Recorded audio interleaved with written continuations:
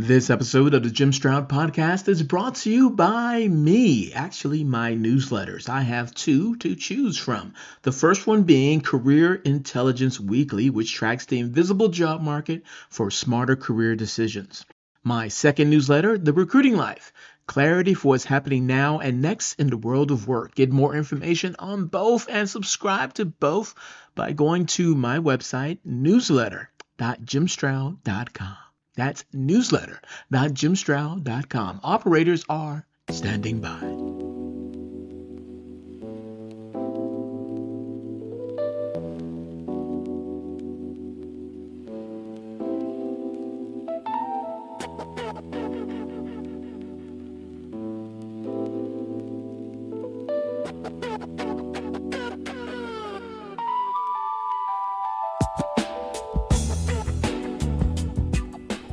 She ran talent acquisition for a Fortune 500 company for 22 years. She built hiring pipelines from scratch, survived 3 reorgs, and never lost a direct report. She knew which vendors could deliver and which ones just had better slide decks. She knew what a compliance failure smelled like before anyone called legal. She had the kind of depth that would take 3 new hires 18 months to rebuild. Then she walked into an interview. The hiring manager was 29, laptop open, earbuds on the desk, a half-finished energy drink sweating rings into the table beside him. He looked up at her and nodded once. "Great," he said. "Walk me through your recent experience." She did not get the position. Someone younger did. Someone cheaper. And 6 months later, that company started losing the things that no dashboard tracks. The vendor relationships she'd built, the ability to stop a bad hire before the offer letter was signed. They never traced it back to that interview. That story isn't unique. It plays out in conference rooms and video calls across every industry every week, and it points to a problem most organizations haven't fully named. Now, we keep hearing that AI is the threat. The algorithm is reshaping job descriptions, automating tasks, and rewriting what work looks like. That fear is real, and it deserves a serious conversation. But there's another story running right underneath it, one that's slower, quieter, and in many ways, more urgent. That story is demographics. By 2050, for every 5 working age people in Organization for Economic Cooperation and Development countries, OECD, 2 will be 65 or older. In the United States, the Bipartisan Policy Center projects 192 million job openings over the next decade. Healthcare alone accounts for nearly 26 million. The people who know how the work actually gets done are heading for the exits, and there aren't enough workers in the pipeline to take their place. This is the labor shortage that's already arrived, which raises a question we've been getting wrong for decades.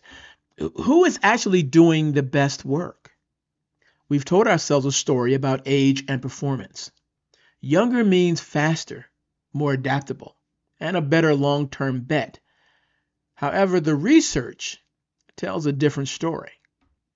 A study in the journal Intelligence tracked 16 cognitive, emotional, and personality dimensions across age groups.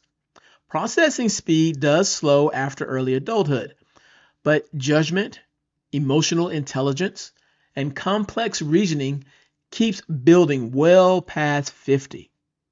Put it all together, human performance peaks between 55 and 60, the back half of most careers. Now, according to the American Association of Retired Persons, AARP, workers 50 and older hired in June 2024 stayed with their employers at a rate of 85% through the following year. Workers under that threshold, or rather workers under 50, they left at about a rate of, let me check my notes here, 70%. Replacing younger hires costs more than retaining seasoned ones. That's not just good to know, that's a business case. Now, here's where the AI story changes shape. Most people assume automation targets experienced workers first, but Federal Reserve Bank of Dallas analysis published in 2026, this year, points in a very different direction. AI tends to replace entry-level workers, the one whose value sits in rule following and codified knowledge. Since ChatGPT entered the workforce, employment in AI-exposed computer systems design dropped 5%. And that decline hit workers under 25 the hardest, while wages rose in sectors where experience commanded a premium. Think about that. Think about that. Think about what think about what that means for the people responsible for building the next generation of talent. Those entry-level roles weren't just jobs. They were training grounds. That's where the 58-year-old veteran got her start, back when she was 23, building the judgment that made her worth more 2 decades later, worth more than any algorithm ever could on clean data. When we automate the bottom of the ladder, we don't just eliminate those roles. We eliminate the path that creates the people organizations will need most. We burned the nursery down. Now we're wondering why the harvest isn't coming. If you want to see where this leads, then just look at Japan, right? So over in Japan, 1 in every 7 Japanese workers are now past standard retirement age, a number that has climbed for 20 consecutive years. The country couldn't afford to ignore it. Industries were redesigned from the inside. Retirees were rehired. Knowledge transfer systems were built into standard operations.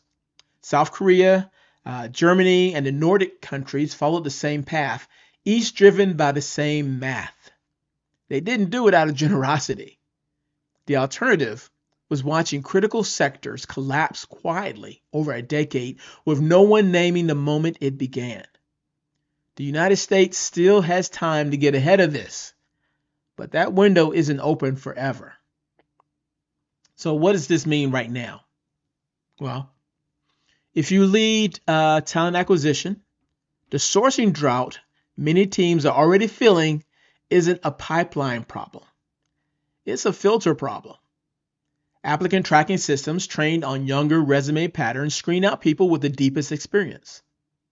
Years of experience ceilings disqualify the most qualified candidates. And hiring managers sometimes choose familiarity over competence without even realizing it. The experienced candidates exist. Fixing your filters is where you start. And if you're a job seeker over 50, the message is this. Institutional knowledge is one of the most powerful assets in today's labor market, but it won't speak for itself. You need to build a story around what you know, what you've navigated, and what problems you've helped organizations avoid. Make that depth visible in a way a 31-year-old hiring manager can recognize in 4 seconds.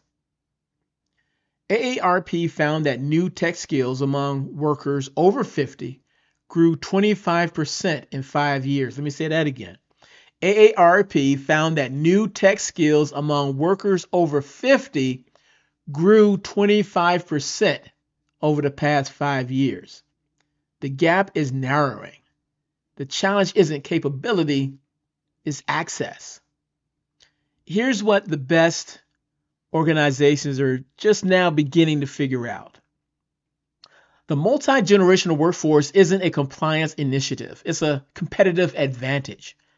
When a 28-year-old technical instincts work alongside a 57-year-old's pattern recognition, the result is something neither could produce alone. Range. The ability to move fast and think long, to build and to protect. The most sought after professionals over the next decade won't just be experts in their fields. They'll be translators. The people who help younger colleagues understand institutional context, and those who can help experienced colleagues apply new tools without losing what makes them irreplaceable. That's not an HR program. It's a growth strategy. Which brings us back to where we started. somewhere right now, a 29-year-old hiring manager is looking at a resume from someone with 22 years of exactly the right experience. The system flagged her as overqualified. He's leaning towards passing on that candidate. He's thorough, he's fast, and he has no idea what he's about to lose. Every organization will face this moment. The question is whether you'll recognize it before they stop applying. You have been listening to the Jim Stroud Podcast, a proud member of the Purple Acorn Network. If you like what you heard, hate what you heard, or don't know what you just heard, I want to know about it. Email your questions and comments to podcast@jimstroud.com. That's podcast@jimstroud.com. Do it now. Operators are standing by. Well, that's it for now. I'll be back later, right here, with a brand new episode. So until then, bye-bye.